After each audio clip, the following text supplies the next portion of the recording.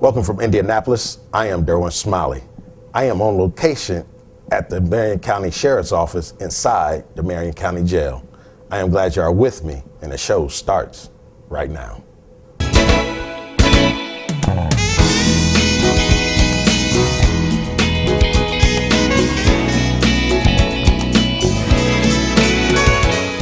Sheriff John Layton is the sheriff of Marion County.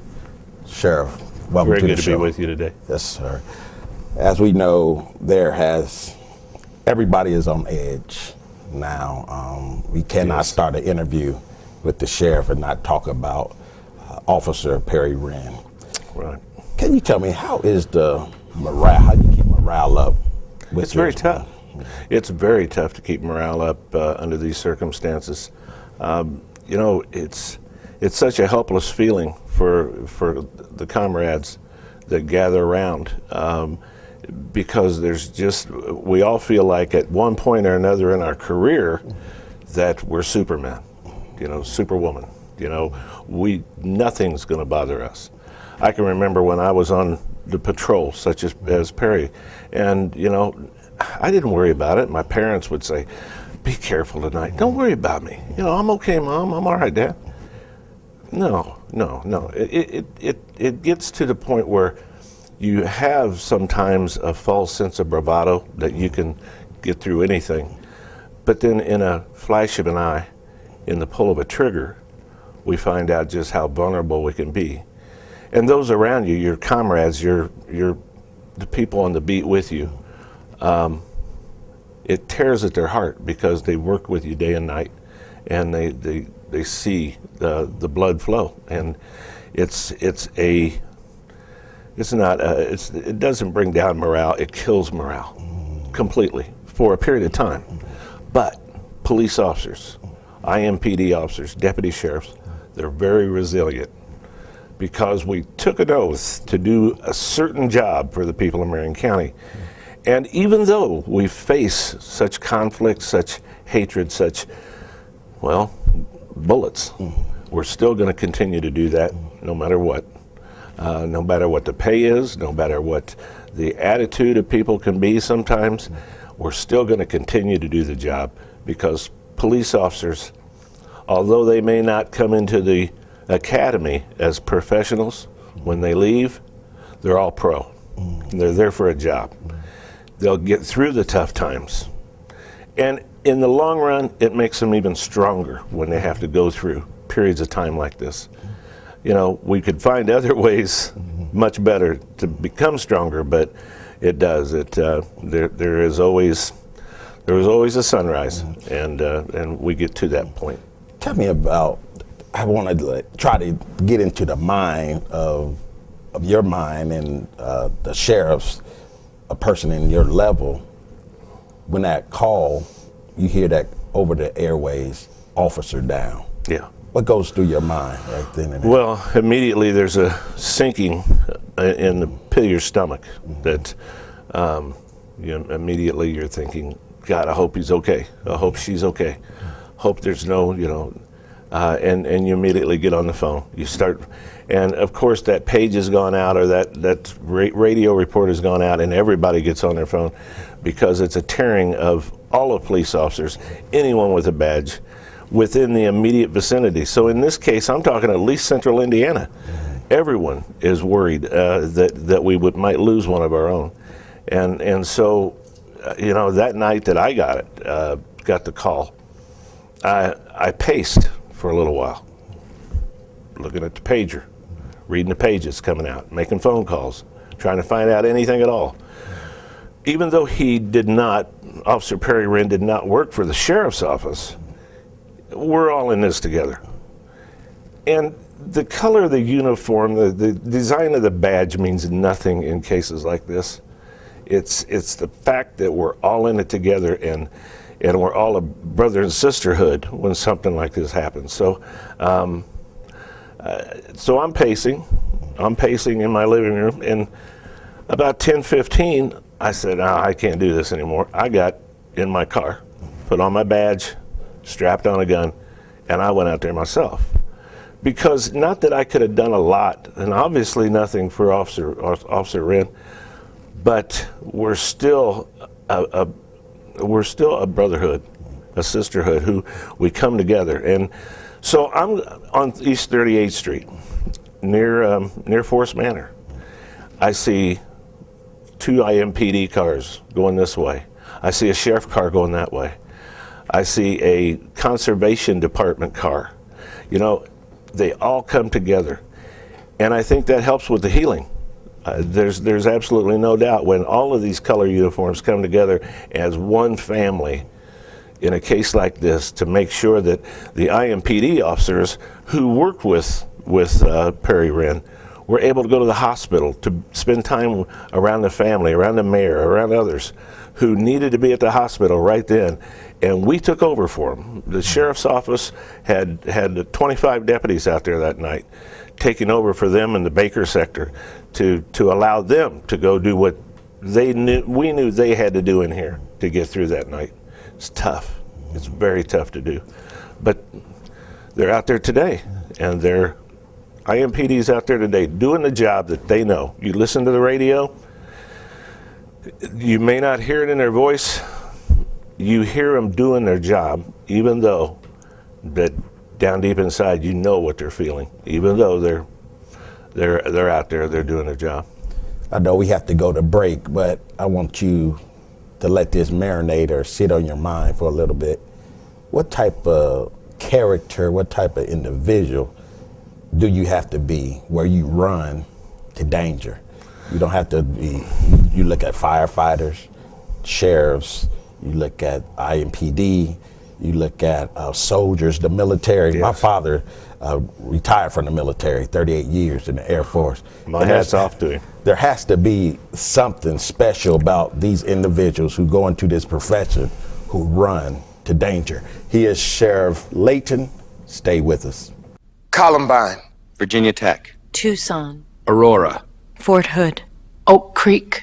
Newtown. Newtown. Newtown. Newtown. How many more? How many more? How many more colleges? How many more classrooms? How many more movie theaters? How many more houses of faith? How many more shopping malls? How many more street corners? How many more? How many more? Enough. Enough. Enough. Enough. Demand a plan. Right now. As a mom. As a dad. As a friend. As a husband. As a wife. As an American. As an American. As an American. As a human being. For the children of Sandy Hook. Demand a plan. No more lists of names. It's not too soon. It's too late. Now is the time. Before we all know someone who loved someone on that list. No more lists. No more. Who they might have been. No more. If we had just done something yesterday. It's time. We can do better than this. We can do better than this. It's time. It's time. It's time for our leaders to act. Demand a plan. Right now. Right now. You! Demand it! Enough. Enough. Enough. Enough.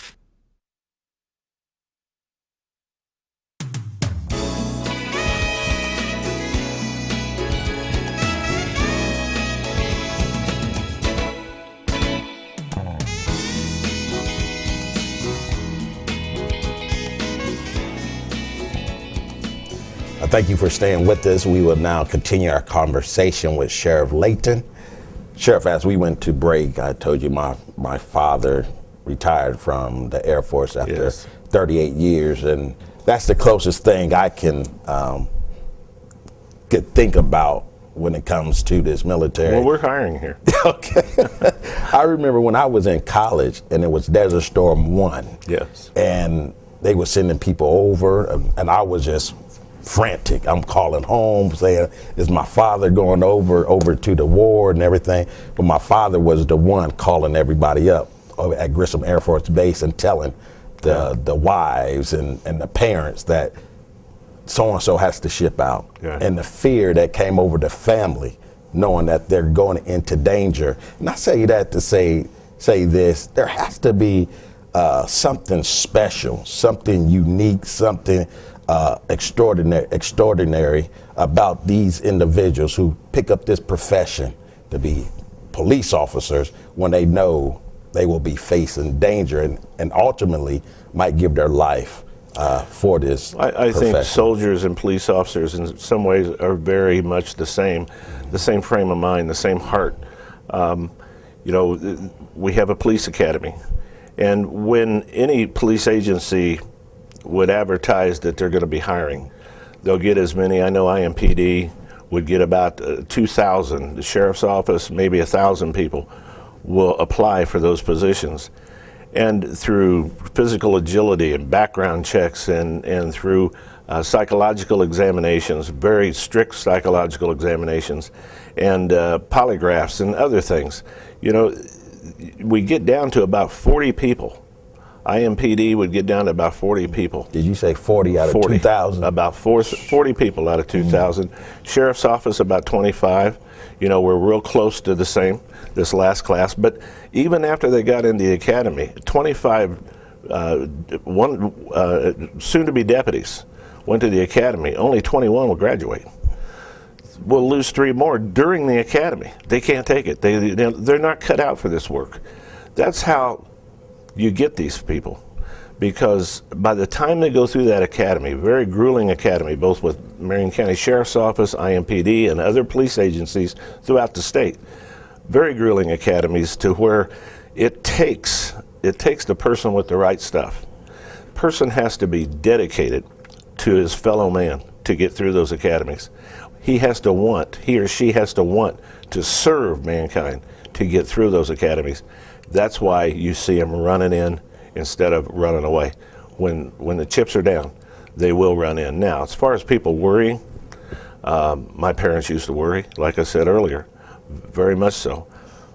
I didn't, because by the grace of God, for my career, I was cut from that cloth that we were talking about, that so many of them are. So all police officers. We have even had police officers and deputy sheriffs over the years, and I've been here 40 of them, that would actually resign after another police officer fell.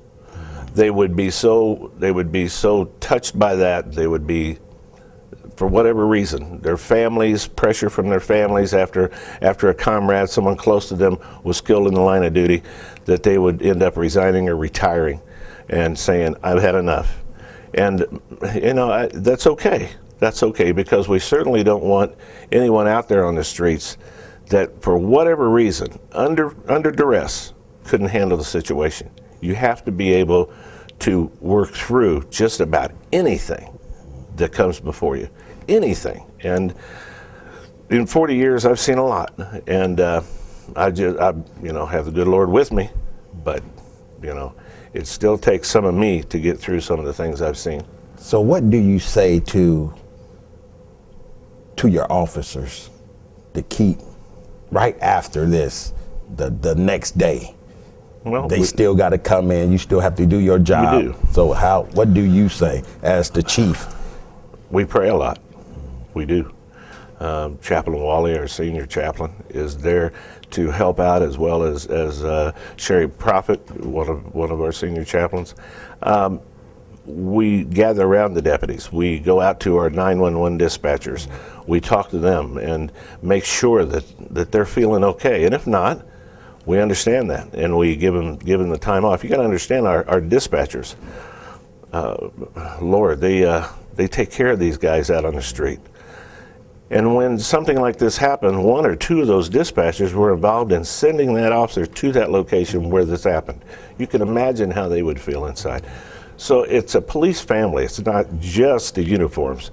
It's so many people that are involved. They're trainers. Did I train him right? Did I give him all the tools he needed when he got in that squad car to survive a situation like this? Or did I miss something? Everyone's second guessing themselves. So you have to put them at ease, because there's another call coming in on 911.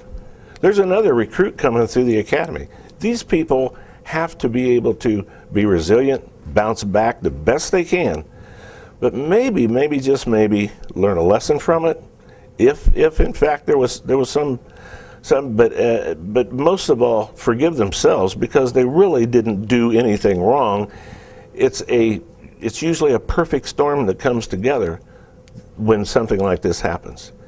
And the number one thing that helps us all stay strong is to gather around the immediate family of the officer who has been taken from us, to make sure that they have everything they need. But isn't that just an extension of what we do for the entire public every day? Maybe it's more intense at that point because it's one of our own. But that's what we're trained to do, is to take care of people. Any way that happens, whether it's taking care of some kids on a ball field, getting involved with them, or unfortunately taking a life if we have to, because someone else is in danger, or they're putting themselves or the police officer. It's taking care of other people is what police officers do best, and so we immerse ourselves in that. And that's why you see the huge funerals for police officers. That's a very good illustration of how we take care of each other and how we help. Those big funerals help us all get through it because we're together as one huge family. I want you to speak to the Wren family right now. What would you tell them from your heart? I'm going to give you this time and space. What would you say to them right now? How brave this man was. Not just that night. Not just that night. Every night. How brave his family was to every single night watch him walk out the door.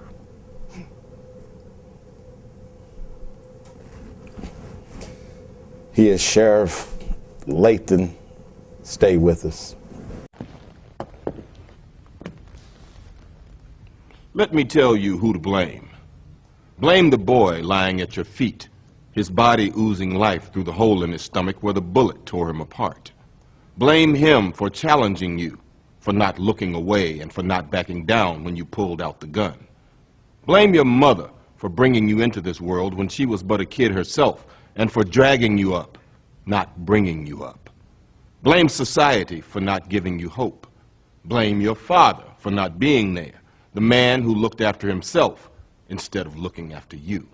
Blame the gun in your hand for making you a target, for making you more likely to be picked on. Blame the dead boy, blame your mother, blame society, blame your father, blame the gun, blame anyone but yourself for not being strong enough to put down the gun, to break the cycle.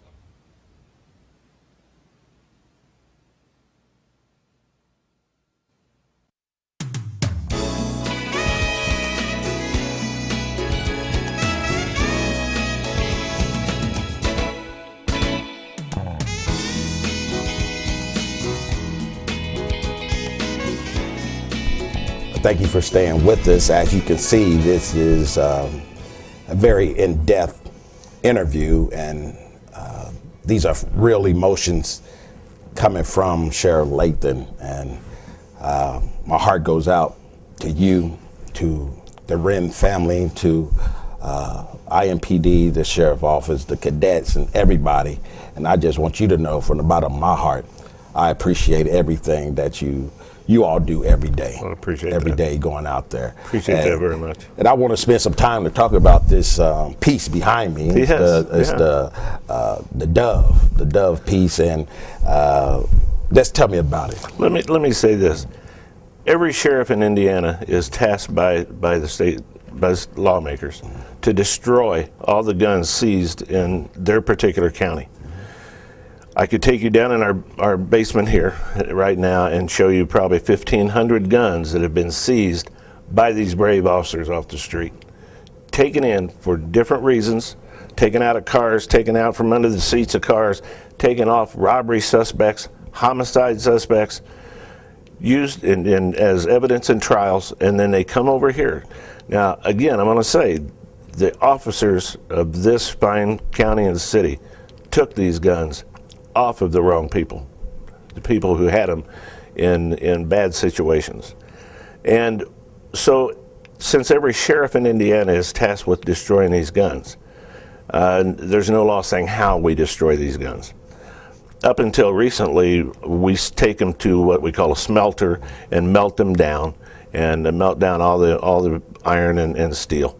And but I had a kind of a vision after I went to one of the first violence peace rallies, and I saw some of the mothers of the victims of homicide here in Indianapolis crying, telling their story. And I remember going to so many of these funerals myself and seeing the mothers, in most cases the mothers, on the floor by the casket crying. And then I'd hear their stories at the peace rallies, and I'd hear them talking how, well, they don't think they're getting enough attention from the detective or IMPD or the sheriff's office. And I said, yeah, these folks need recognition. These folks need some way to show that people do care, that they do care about what happened in 2003 or 2005 or 1999. So I had a vision of what we see behind us, which is a prototype of a very large peace dove. This peace dove, as a prototype, if you look closely, is made out of gun parts that were taken off the streets of Marion County by brave officers that we're talking about, just like Officer Wren. These gun parts, these guns are taken apart, they're destroyed, but the parts are used, and we have a firefighter, Ryan Feeney, who actually came up with the design of the dove. Now the dove will have about a 9-foot wingspan, and it's going to be a rally point, I hope, that I envision for the victims' families to rally around this whenever they feel moved enough to have candlelight vigils, etc. And I think the people of Marion County, I think the people of Central Indiana will appreciate this as a tribute to those crying mothers that I saw so many times and heard from so many times. Let them know, no matter whether they're a mother of a homicide victim on the street or the mother of a police officer who's killed in the line of duty. They were killed by a firearm.